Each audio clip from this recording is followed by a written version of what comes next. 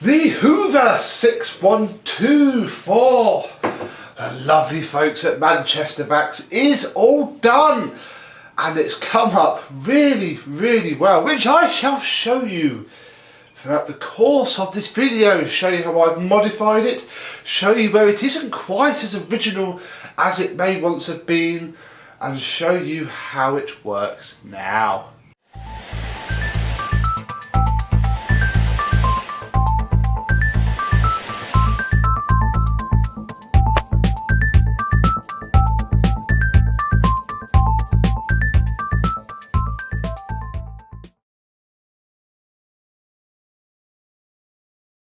Yes, hello my vacuum cleaner chums, how are you today? This lovely, beautiful vintage machine is all done, hence why we are here filming the after video on it as per usual.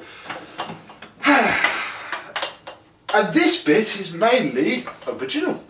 This bit not so much, but there is a fair old reason for it. Let me remove the cable, which is the first non-original part actually. It didn't have one. It didn't have one when Stuart at Manchestervacs got it, let alone when we got it. So what we have here is actually, look at that, it is ribbed rubber.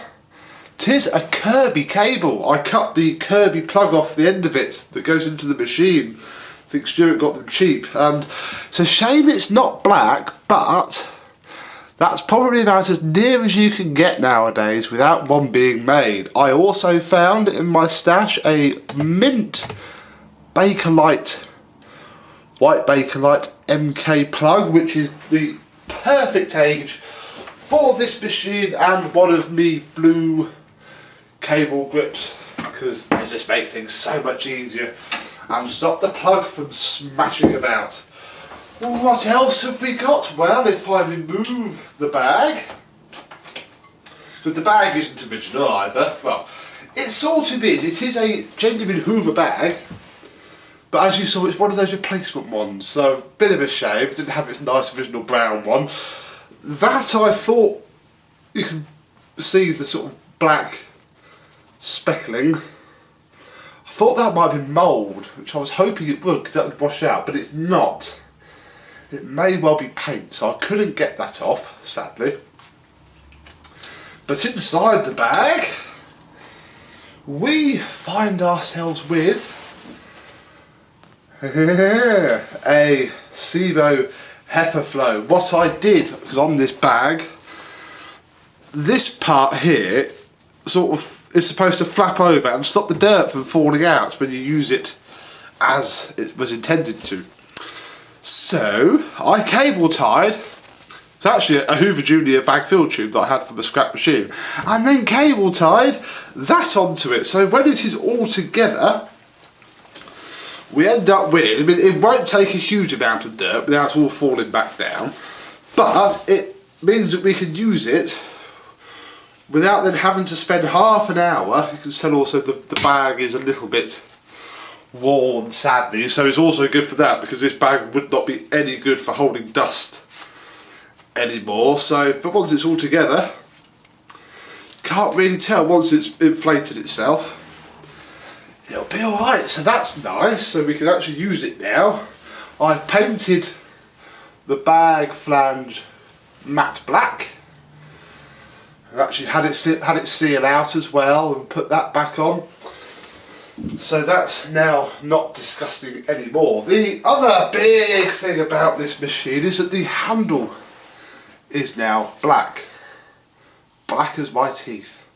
This has been powder coated. Actually powder coated at the same time as the Hoover 800 handle. So that's nice. It is a lovely job. I must send some of my vintage machines that way. I painted the few ancillaries that I had black as well to match it, and as you know, it didn't have, in fact you didn't see this when it was unboxed, because I didn't actually realise that he'd sent the handle. I thought Stuart just sent the base piece. He had sent the handle. It didn't have a handle grip on it at first, so I found, it is a non-original part, but a brown handle grip which just blends in So much more than a white one would. Even a genuine white one would look worse on this. So that is basically the non-original part of the machine. Let me bring you down from this high up angle. Have a look at the base, which is where the magic happens, because the Bakelite hood polished up an absolute treat, as did the Hoover lettering. All of those letters pop out of the hood, so I was able to give them a really good polish by hand and then pop them back in, same actually with the little gold trim around the top of the headlight lens.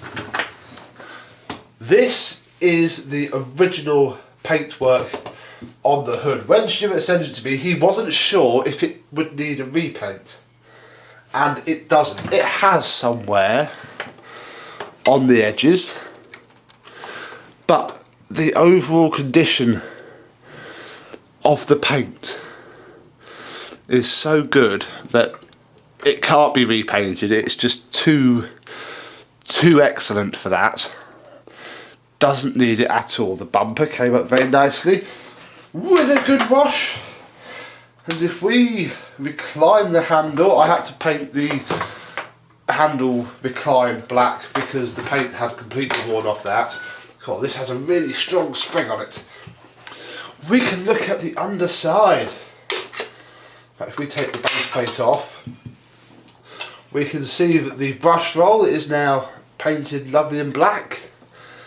The brush strips that were in the machine are genuine Hoover brush strips, and they are very, very long. They are fantastic brush strips. Nice new belt.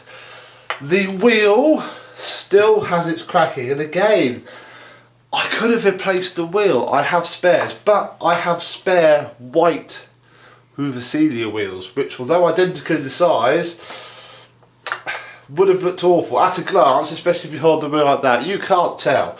It doesn't affect the running of the cleaner, having that big chip out of it. So that got left as well. The tool holder, all the paint flaked off of that when I washed it. So that got put into matte black as well. This tool flaps, when you put the tools in, I can't show you because my finger isn't long enough. That didn't move at all. That was seized completely with dirt. That now moves very, very well indeed. We have our height adjustment, which doesn't really adjust the height that much, I'll be honest. That's there. The switch is all cleaned out. That was full of fluff, and yeah, the whole thing is now absolutely spotless and works really well, as I shall show you now.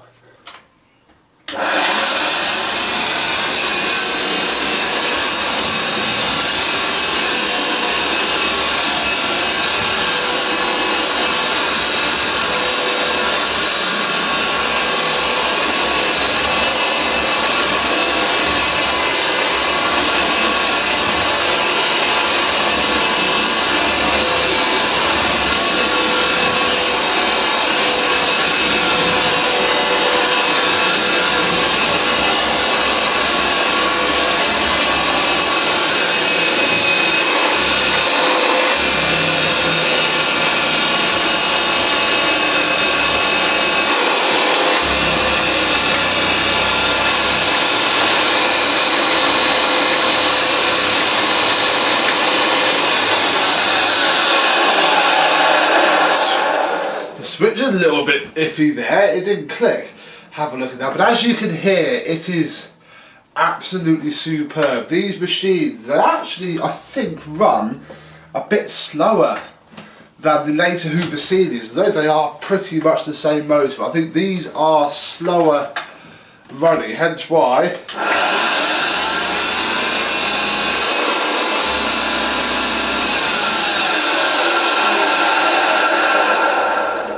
it's got a lovely purr to it. I wonder if I could put some test dirt down and we'll see how well it picks it up.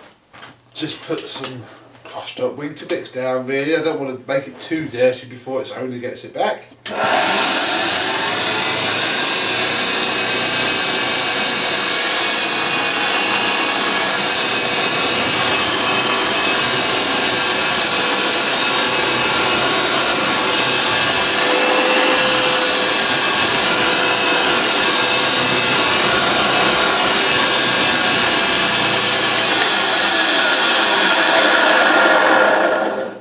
Not a problem at all.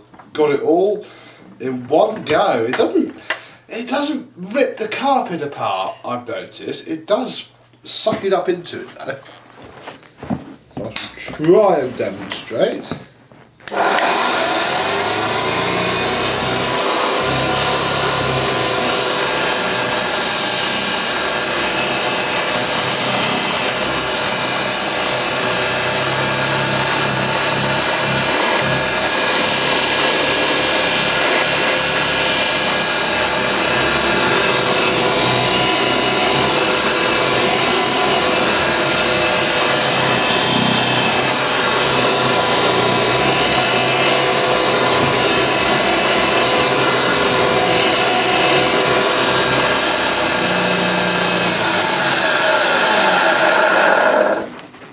And it's quite nice as it works so well and looks so good as well. I need to just buff some of the dust off at the top because it now shows it up, an absolute treat. Because this was given to Manchestervacs specifically for the museum by a guy. Now the guy lives in Holland. Don't know if he had this and posted it from Holland or if it was already in the UK, but it was his mother's. This guy remembers this very machine, although with a brown handle, being used by his mother as their daily vacuum cleaner when they were growing up. And he wanted it to go to a good home, which it will. It will be on display at the Manchestervacs Museum for Vintage Floor Care Appliances in Manchester. Feel free to go and check it out. They have a lovely coffee machine, although they might try and sell you the SIBO. Just say no. And yeah, so I'm actually quite pleased that I'm able to show you it like this, because the guy, I don't actually know your name, hello whoever you are, will be watching this. Stuart said he would point him towards all the stuff when it was done, so I hope I have done you and your mother proud. This will now last for another 60-70 years minimum before it needs perhaps another rebuild. You know, the oil in the bearings might have dried out by then, who knows. But for now, it is done, ready to go, and soon all over social media. Stuart likes to put stuff up on his Instagram and Facebook, so do go and check those out if you would like to see it. Probably also do a video on their YouTube channel. Again, their YouTube channel is Manchestervacs.